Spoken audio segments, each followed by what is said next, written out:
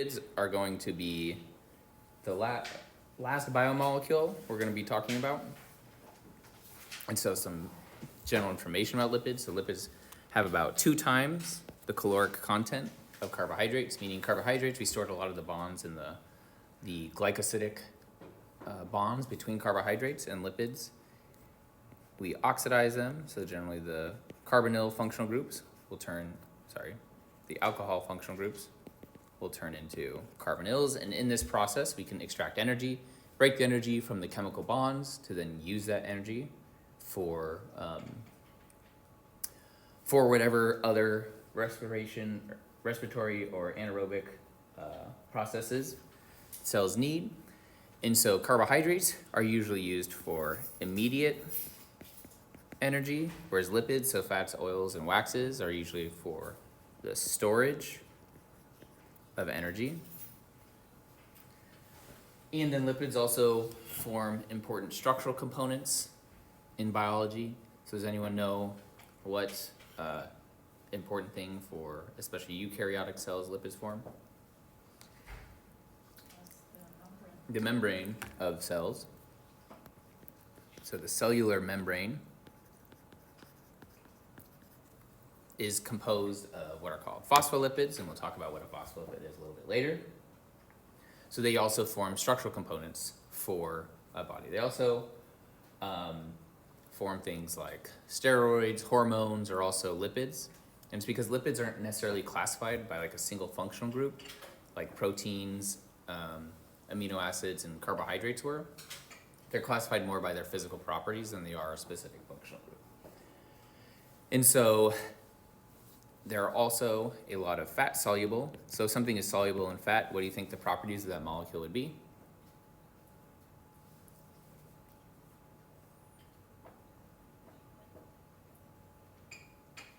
Right, so something is fat soluble, or oil soluble. Is oil, how would you describe the properties of oil?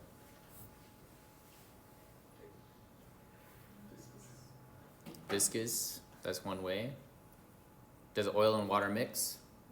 So how would you describe oil?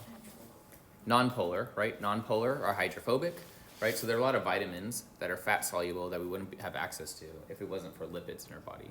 Because lipids are oftentimes going to be water insoluble in certain forms.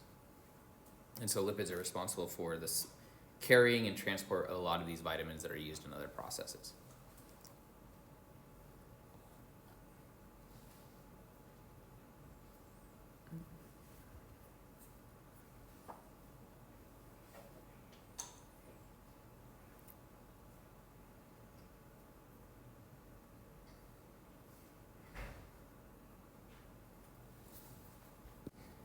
And so, like I just said, the lipids are not classified by a specific functional group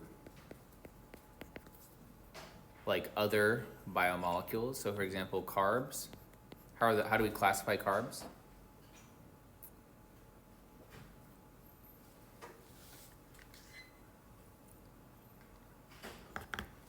What functional groups determine carbs?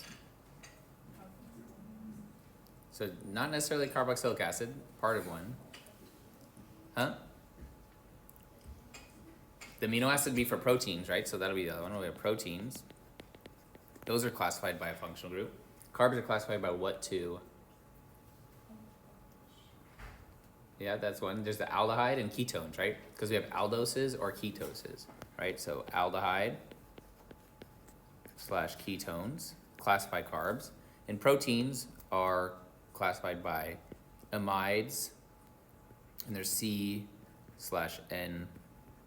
terminal, right? So those two things classify those biopolymers. Those are what are always going to be present there.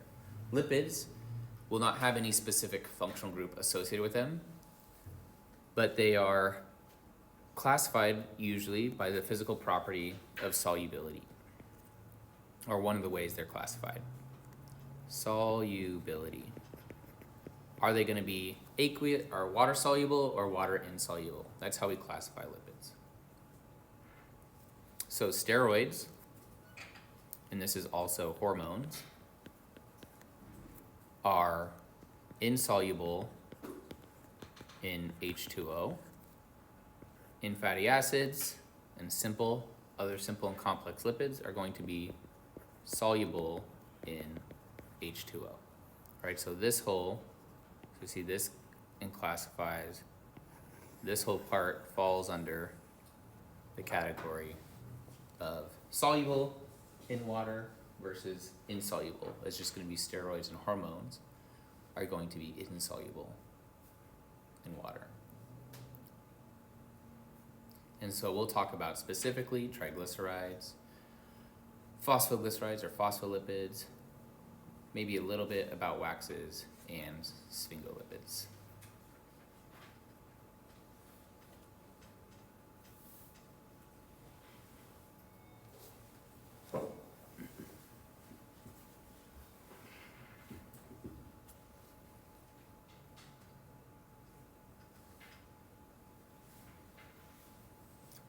Another way we'll be able to classify lipids is whether they're saponifiable or not.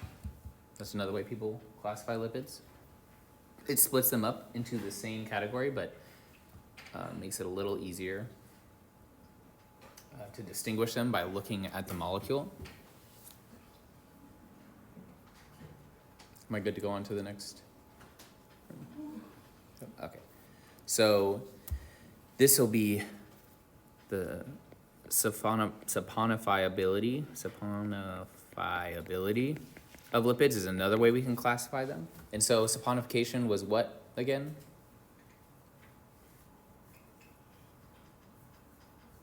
So you remember saponification? This is an organic chemistry, right? So this is from organic chemistry. And when we had an ester,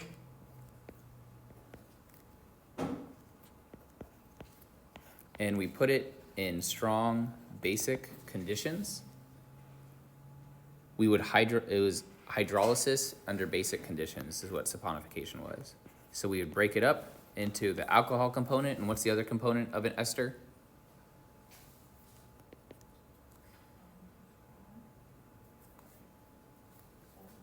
So we have the alcohol, which will be this side.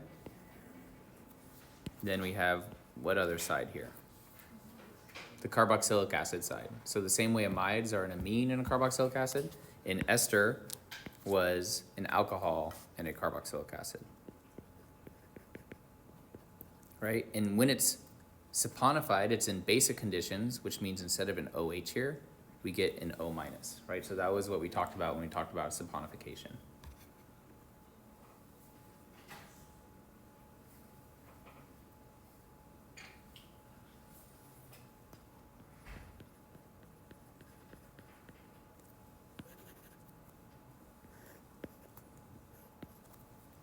And so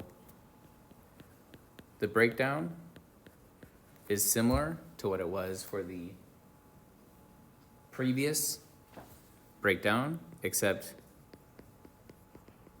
this classification talks about whether or not these can be broken apart, and this usually talks about whether they can be used for energy storage or not, or they have some other function. And so on the left side, we have saponifiable lipids, which means they can be broken down into an alcohol and a carboxylic acid at some level. And then non-saponifiable lipids would be like prostaglandins and steroids/hormones. And those you cannot go through a saponification reaction with. The saponifiable lipids can be simple or complex. This just means if it's simple, that they contain only carboxylic acid, alcohol, and ester functional groups.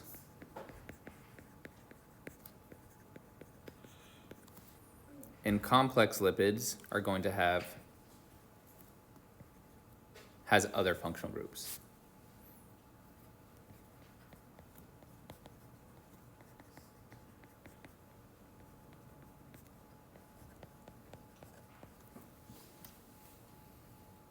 All right, so simple, we just think about in terms of a lot of the common functional groups that we've seen before. which will be like esters, alcohols, and carboxylic acids. Complex lipids are going to have other things like amines, amides, phosphoesters, phosphoric acid groups, and stuff like that. They can be a lot more complicated.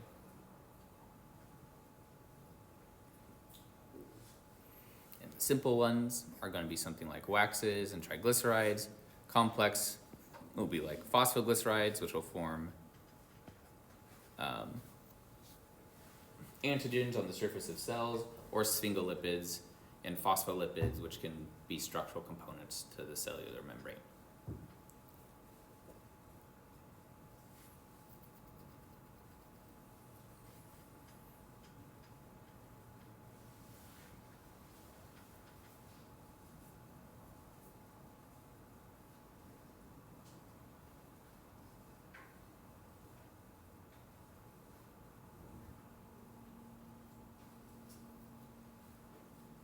So these are how we're going to classify different lipids. How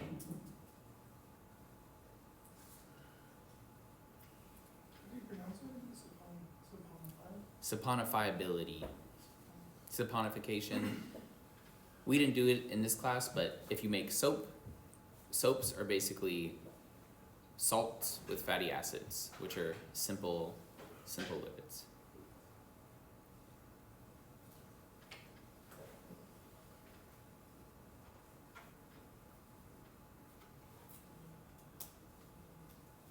And so simple lipids are only composed of alcohols and carboxylic acids.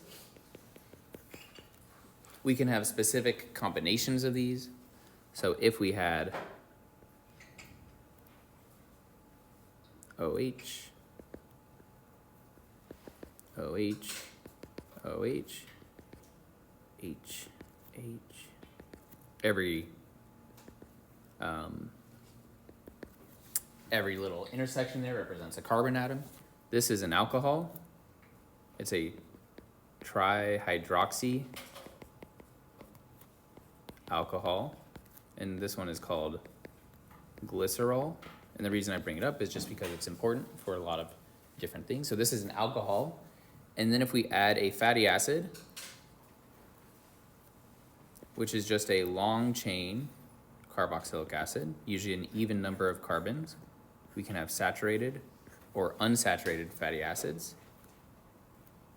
So if we have 3 of those, each one can form an ester with this alcohol, right? And the combination of these two is what constitutes most simple lipids. The specific simple lipid, whether it's a wax or a triglyceride, just depends on the type of alcohol and not really the fatty acid. It doesn't depend on much. If we have a complex lipid, they will have other functional groups. So let's say we had the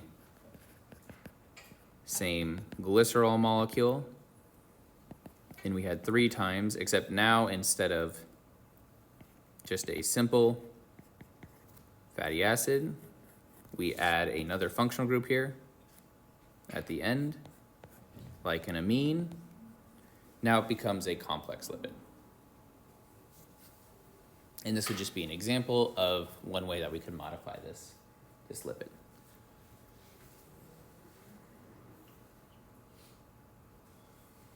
Oops.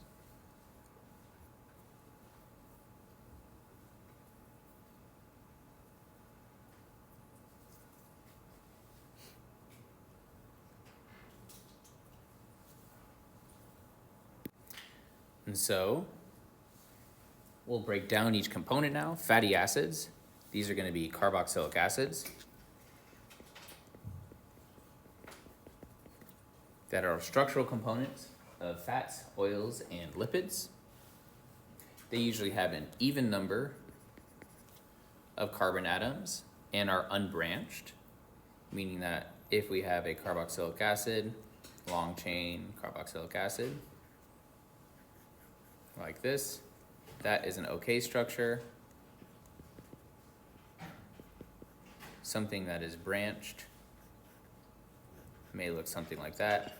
That is not going to be necessarily classified as a fatty acid. Those could exist, but in general do not.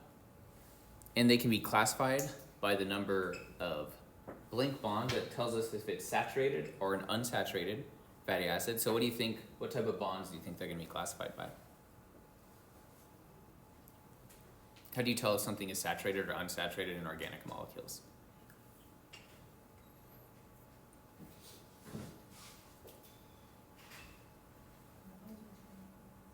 You have the number of carbon-hydrogen bonds, right?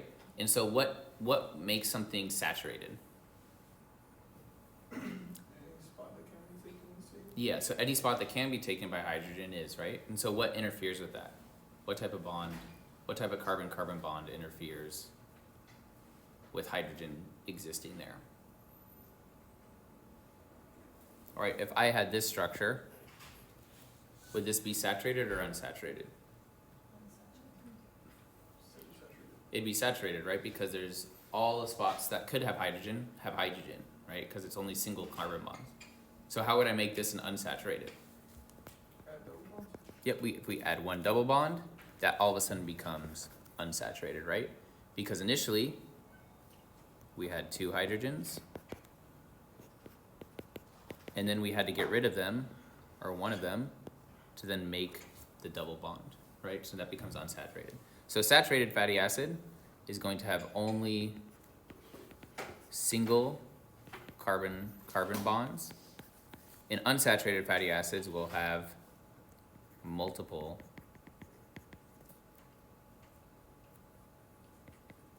or single carbon double bonds.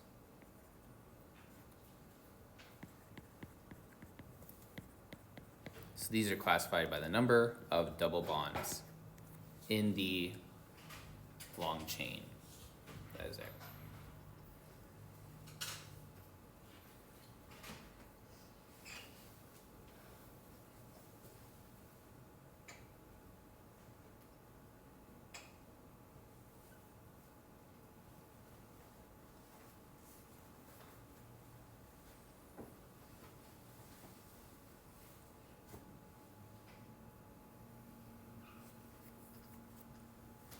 And so the structure of the fatty acid and the properties of the fatty acid is determined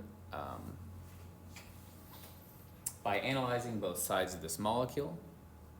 So if you had to split this into a polar part and a non-polar part, which part of this long chain fatty acid would you say is polar and which one is non-polar? The left side should be polar because we have the oxygens there. And then the right side is a lot of carbon atoms, so that's probably not going to be polar. That'll probably be the non-polar part of the molecule. And so they have an alcohol side, non-polar, a polar side, and a non-polar side. And the polar side can change depending on the pH. If we are at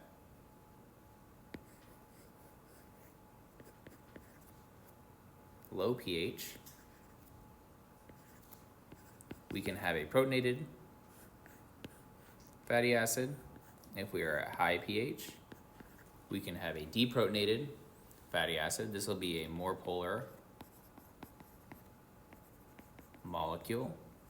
And this is most likely what you'll see in the body because the fatty acids are going to be a structural component for the membranes of cells. And you want something that's very polar so that it can mix well with water. So the pH of the solution affects the polarity of the molecule. At high pH, which can be something that's even neutral, that'll give us a more polar fatty acid. And then the long carbon chain is still going to remain nonpolar. The degree of saturation, meaning the number of what? Double bonds, affect the properties of the fatty acid as well. All right, so if we have a more saturated fatty acid, then the properties change as well. And so this will be the number of double bonds and are the double bonds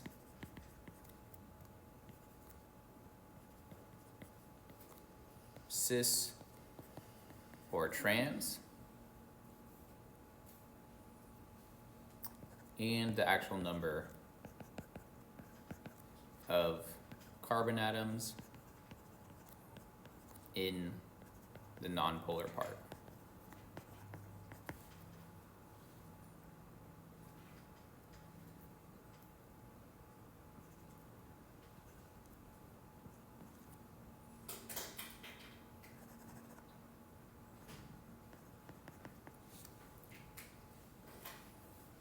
So the number of carbon atoms will also affect the physical properties of the fatty acid as well.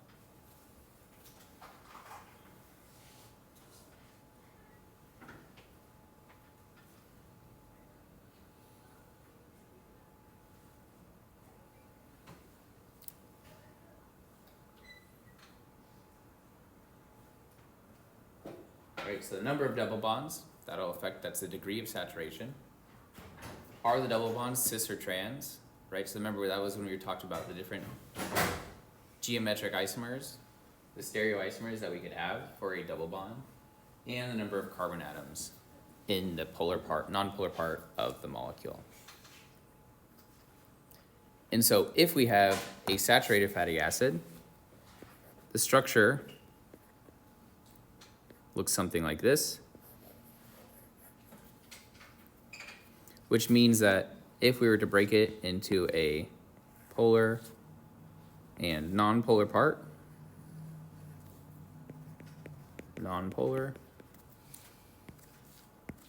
this is a polar part, we would have a relatively straight molecule. We have actual zigzags and bending, but this is a relatively straight molecule.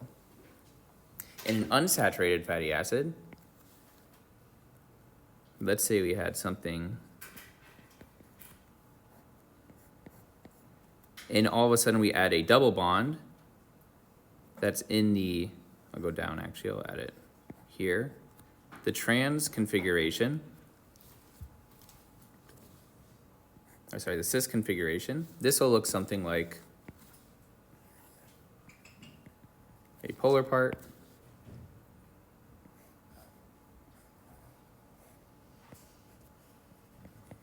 non-polar. It'll look something like that.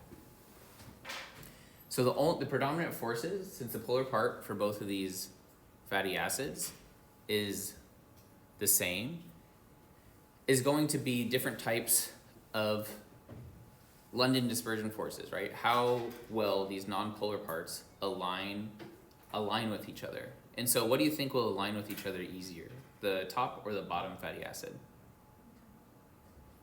The top, because they're all oriented in nice straight lines, right? So if we looked at how these things could stack with each other,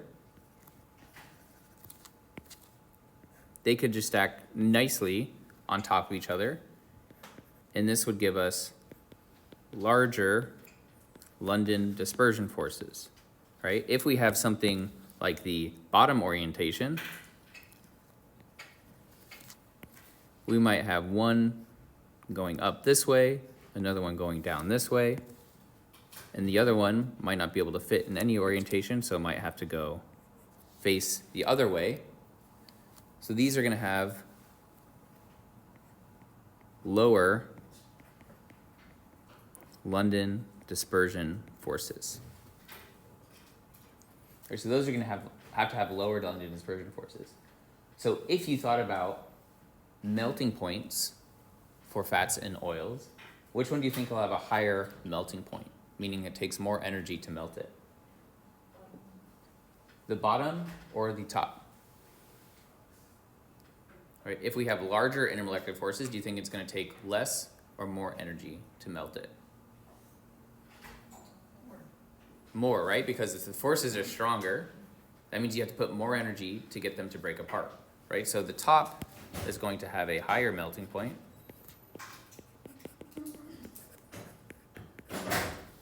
And the bottom will have a lower melting point.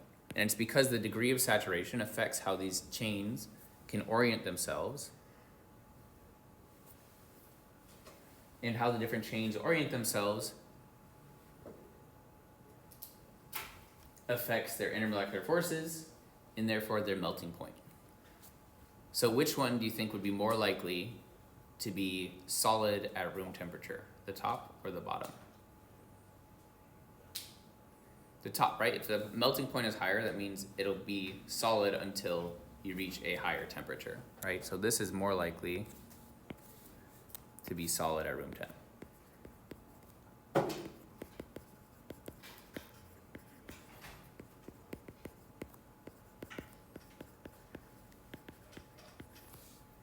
And this will be less likely to be solid.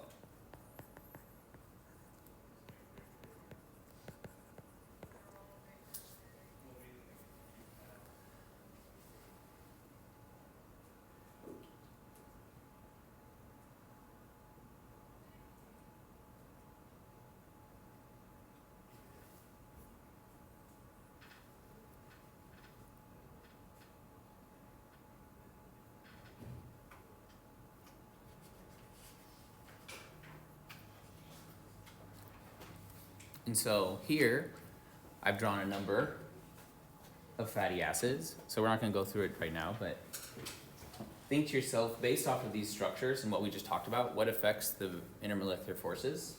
Which ones of these would you expect to be solid or liquid at room temperature? And rank them based off of intermolecular forces, right? Here we have a fatty acid that's a high degree of unsaturation. It's a pretty deformed structure. Here it's also unsaturated, but it doesn't look as deformed as the top one. Here we have two saturated fatty acids, but one has a longer carbon chain. How do you think that'll affect intermolecular forces, right? Think about London dispersion forces and how they change with increasing molecular weight. Fatty acids can also form micelles in aqueous solutions. So an aqueous solution just means water. And if we look at a fatty acid, again, they break into a polar head and then a nonpolar tail. And so in a solution of water, what do you think is going to want to interact with the water and what's going to want to stay away from the water? Which part of the molecule?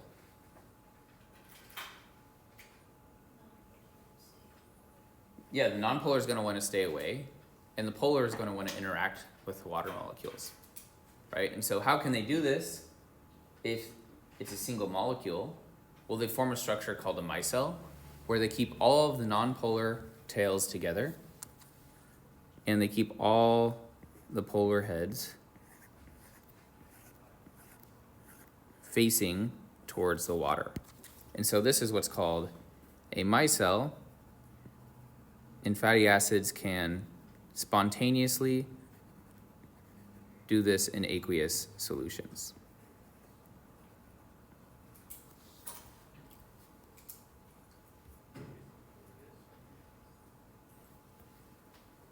And so these are important for transport of certain molecules in biology, because if you have something that needs to be transported through the body, which is mostly water, but it is an insoluble compound, it needs to be transported in something that's nonpolar. This allows you to move nonpolar things through the body. And so especially if you're using this for energy storage for later, you need to move the molecules for later use to be accessed for energy, which are usually going to be insoluble compounds. We can also think about how these might form a structure in water, and it's a pretty cool experiment that you can do, is you can measure the size of a single fatty acid. If we put fatty acids into a solution of water, but we put the concentration so low that they can't form micelles, how do you think they will orient themselves as this is air and this is water down here? So it's not going to be a ball like a micelle because the concentration is low, but it'll put the polar head in the water like this. And where do you think the hydrophobic tail is going to face? Oh, they'll point out of the water because they don't want to be in the water. So they form what's called a monolayer. And so that's why when you have soapy water, you see it on the surface, it's forming a single layer of molecules, and that gives you an interesting interference pattern, which is sometimes why you see the different colors reflecting like that. And if you were to put a small amount of fatty acid in water and you covered it with pepper or dust or something like that, and you drop the fatty acid, a single tiny drop, into the pepper-covered water, it'll spread out into a circle, and you can measure the diameter of the circle and then use the expression for the volume of a cylinder and then solve for the height, and that'll give you the size of a single fatty acid. And usually if you do that, even in your own kitchen, you'll get an answer that's pretty accurate to about like 10% of the size of a single fatty acid molecule. And so this has to do with the properties of the fatty acid. So the important thing I want you to take away is that with these fatty acids, we have a polar side of the molecule and a nonpolar part, right? They can organize to form structures that are important for biology, for transport of things, micelles and monolayers on the surface of water. Okay. All right, so I'm not going to talk in detail about their importance in biology other than the fact that they form micelles who then transfer different types of nonpolar molecules and other fatty acids to then useful parts of the cells. Okay, and so the next type of lipids we'll talk about are going to be fats and oils. Really the only difference between a fat and an oil. A lot of times we talk about separating things by their physical property. What physical state are oils in at room temperature usually? Solid. You said Oil, yeah. Liquid, and then fats are, right, liquid at room temp. Fats are going to be solid at room temp. So these are going to be called triglycerides because they are an ester that's formed from a glycerol, which is a trihydroxy alcohol. This is the alcohol I drew before, and 3 fatty acids. All right, so we form an ester from an alcohol and a carboxylic acid. With a triglyceride, we have 1 alcohol that has 3 hydroxy groups,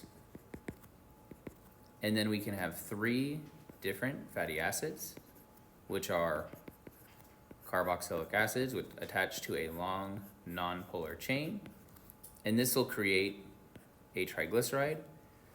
The carboxylic acid side of the fatty acid binds to the alcohol to form esters, which are O's, then attached to a carbonyl carbon.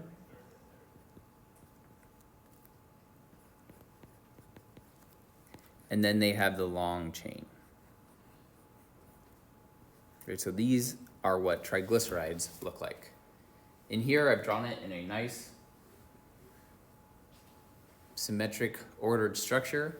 In reality, these groups are all pointing out in different directions. In nature, you usually have a lot of different types of fatty acids that are around the glycerol. So it's very unlikely that you have the same fatty acid at each position, right? So this means that each fatty acid here is different in nature, or most likely different.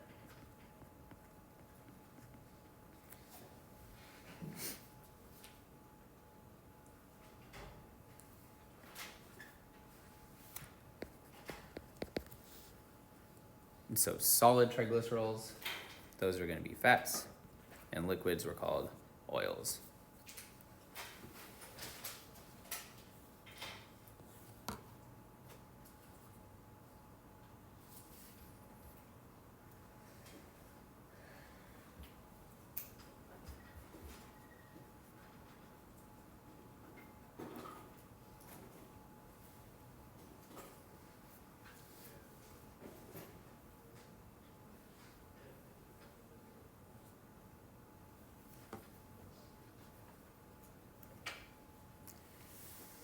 And so for each of these lipids, with the exception of hormones and steroids, we can draw what are called block diagrams.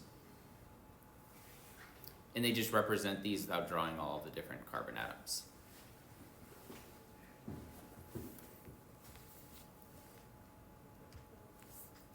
So we'll have one thing that represents a glycerol, and then the 3 fatty acid parts of a triglyceride.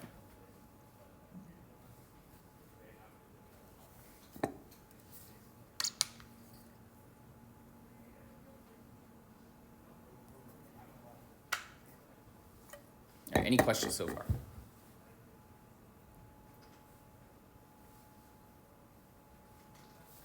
All right, so what a block diagram looks like.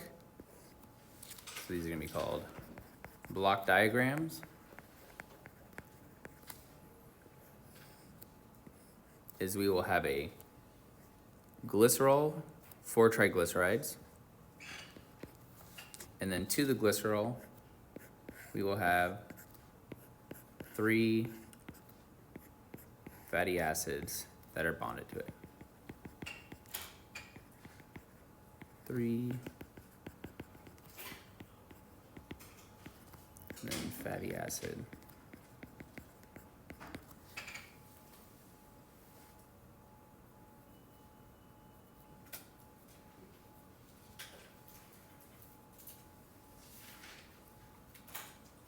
So this is what a block diagram will look like. And for triglycerides, phospholipids, sphingolipids, and glycolipids, they'll all have a block diagram.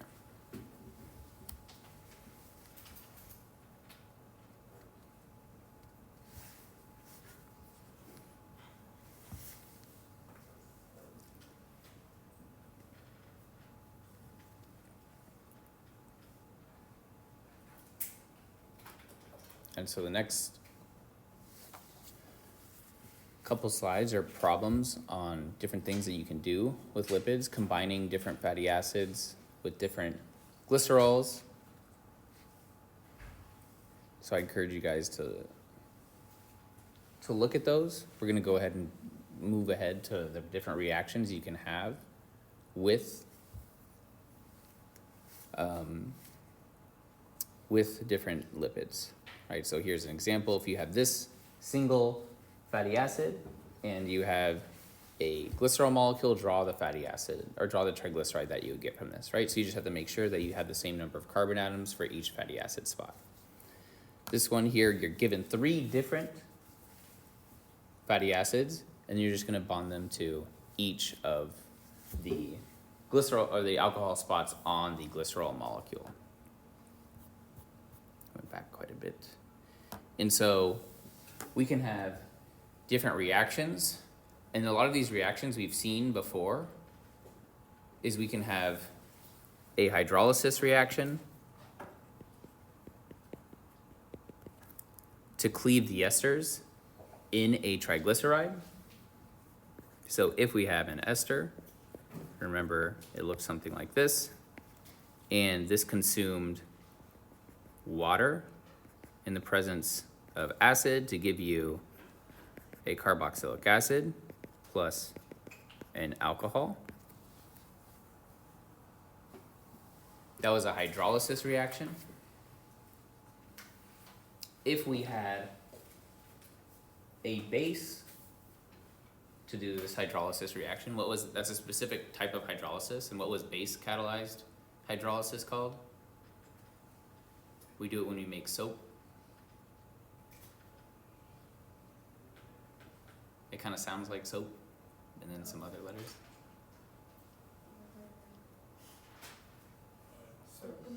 Saponification, yeah, saponification, right? So we had a saponification reaction. It's the exact same thing,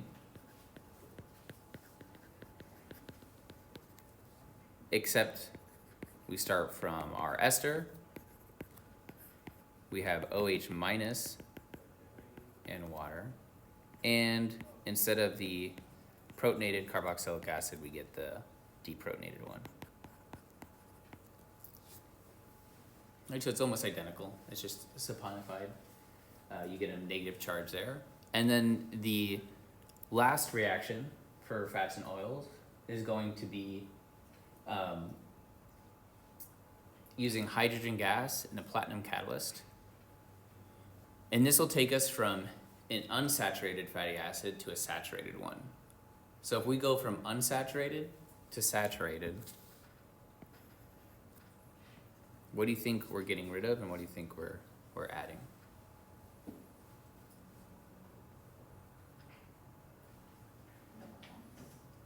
Yep, are we adding or are we getting rid of double bonds?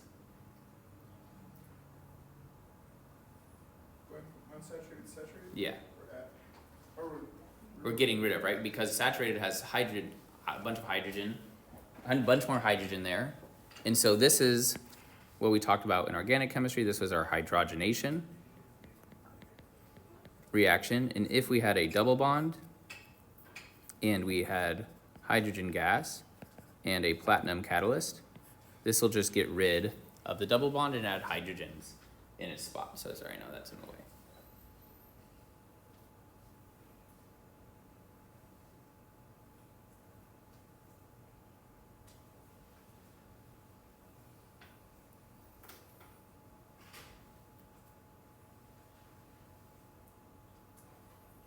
All right, so this is a hydrogenation reaction. The same hydrogenation reaction that you guys have seen in organic chemistry, you can use this to go from unsaturated fats and oils to saturated fats and oils.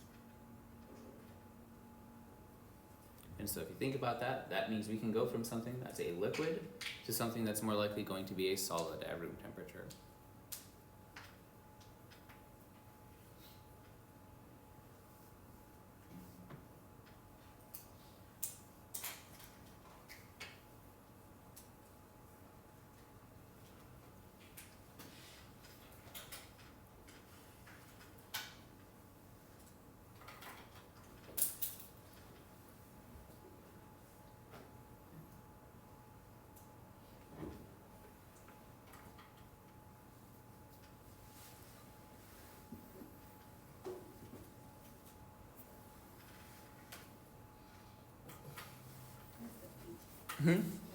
PT, it's a platinum catalyst.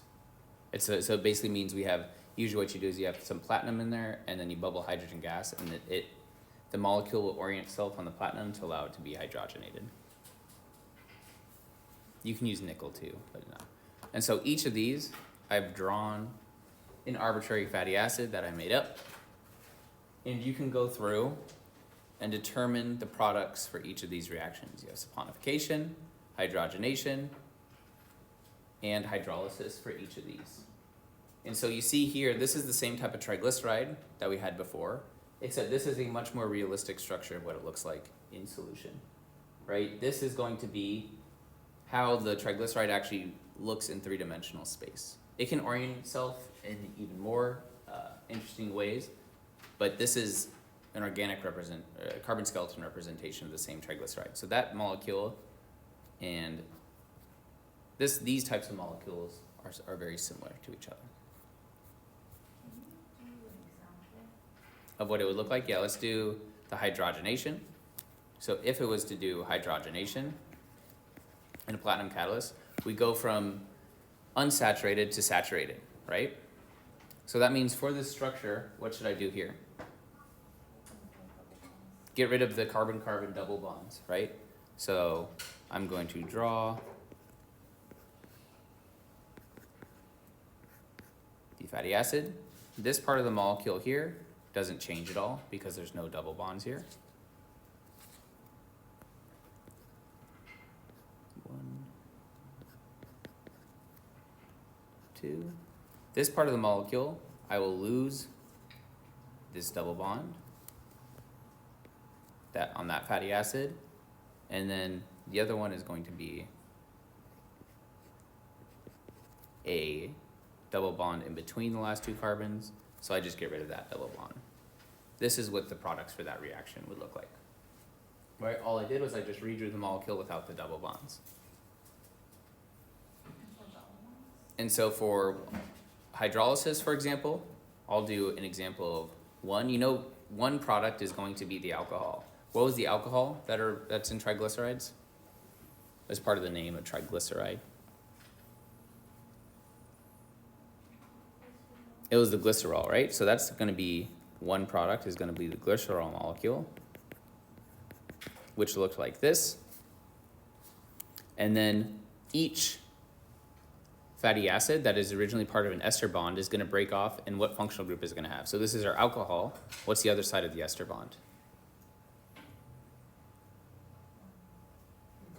The carboxylic acid, right? And so I'll just do this for this part right here. So we have 1, 2, 3, 4 carbons here. So this will then be 1, 2, 3, 4 carbons, right? So this was that part of the triglyceride. You would need to do this for the second molecule and this one here, right? So the second one, we have 1, 2, 3, 4 as well. It'll still be a carboxylic acid, but now we have a double bond at the end. And the last one will also be a carboxylic acid, but the double bond is in the middle there, right? So all we did is we just broke apart the molecule into its original parts. Three fatty acids and the glycerol molecule. The glycerol for a triglyceride will always be there.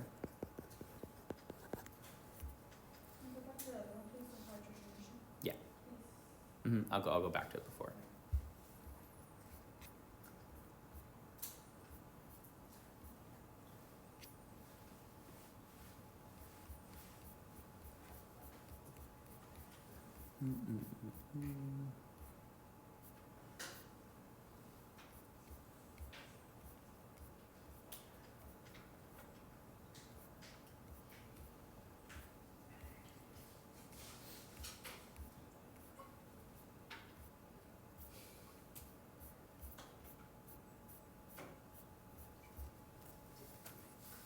Am I good to go back to the hydrogenation? Yep, okay. All right, so the hydrogenation, you had the exact same triglyceride, except you just got rid of all the double bonds, the carbon-carbon double bonds.